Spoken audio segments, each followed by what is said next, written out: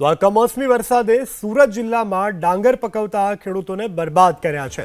ખેતરોમાં પથરાયેલો ડાંગરનો પાક વરસાદી પાણીમાં પલળી ગયો છે અને કુકણી ગામના દ્રશ્યો તમે જોઈને તમે પણ કહેશો કે આ ખેડૂતની મહેનત પર પાણી ફરી વળ્યું છે। જરા જુઓ આ કુકણી ગામના દ્રશ્યો કે જ્યાં 20 વીઘાથી વધુ ખેતરમાં રહેલો ડાંગરનો જથ્થો પલળી ગયો છે। ખેડૂતોના મોઢે આવેલો કોળિયો છીનવાઈ ગયો છે। વરસાદી આફતે ખેડૂતોના મોઢે આવેલો આ કોળિયો છીનવી લીધો છે, જેને કારણે હવે ખેડૂતોને રાતા પાણીએ રોવાનો વારો આવ્યો છે।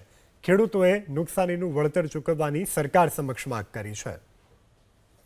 ખેડૂતોની મહેનત પાણીમાં, સીધી તસવીરો તમે જોઈ શકો છો। ડાંગરનો પાક છે અને આ ડાંગરનો પાક અત્યારે હાલ પાણીમાં જોવા મળી રહ્યો છે। જે પ્રમાણે મહેનત કરીને ખેડૂતોએ આ ડાંગરનો પાક બનાવ્યો હતો, પરંતુ સ્થિતિ એવી સર્જાઈ છે કે પાણીમાંથી અત્યારે હાલ ડાંગર બચાવવાનો પ્રયાસ છે એ અહીંના ખેડૂતો કરતા નજરે આવી રહ્યા છે। જ્યાં જુઓ ત્યાં પાણી જ પાણી નજરે આવી રહ્યું છે। આજે વહેલી સવારથી જ જે પ્રમાણે ભારે વરસાદ વરસ્યો હતો ત્યારે જે ખેડૂતોમાં સૂકવવા માટે રાખવામાં આવેલો જે ડાંગરનો પાક છે એ ડાંગરનો પાક અત્યારે હાલ આ રીતે પાણીમાં તરબતોડ થઈ ગયો છે, ભીંજાઈ ચૂક્યો છે અને એને બચાવવા માટેના પ્રયાસ છે અત્યારે હાલ આ ખેડૂતો કરતા નજરે આવી રહ્યા છે। જે પ્રમાણે અત્યારે મહેનત જે કરી હતી અને એ પાણીમાં ગરકાવ થઈ ચૂકી છે, ત્યારે ખેડૂતોની એક જ માંગ છે કે તેમને જે સહાય છે, વળતર છે એ યોગ્ય જે સર્વે કરીને ચૂકવવામાં આવે એ પ્રમાણેની માંગ છે અત્યારે કરવામાં આવી રહી છે। આ રીતની તસવીરો તમે જોઈ શકો છો।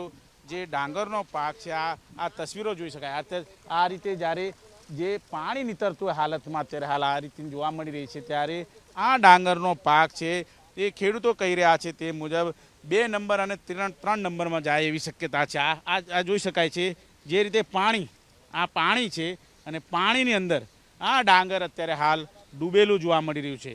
ત્યારે ખેડૂતો જે મહેનત કરી હતી એ મહેનત અત્યારે હાલ પાણીમાં ગરકાવ થઈ ચૂકી છે। ખેડૂતોએ અત્યારે હાલ જે પ્રમાણે જે પાક છે એ બચાવવાનો પ્રયાસ કરી રહ્યા છે। તેમની સાથે જ વાતચીત કરીશું। તમે જણાવો કેટલી મહેનત કરી હતી અને કઈ રીતે આ પાક છે બચાવ, કેટલું નુકસાન થયું? બહુ નુકસાન થયું, બહુ મહેનત કરી, પાણી બધું બગાડી ગયું અમારા, કોઈ મહેનતનું પયા વળ્યા નહીં, બહુ નુકસાની થઈ ગઈ।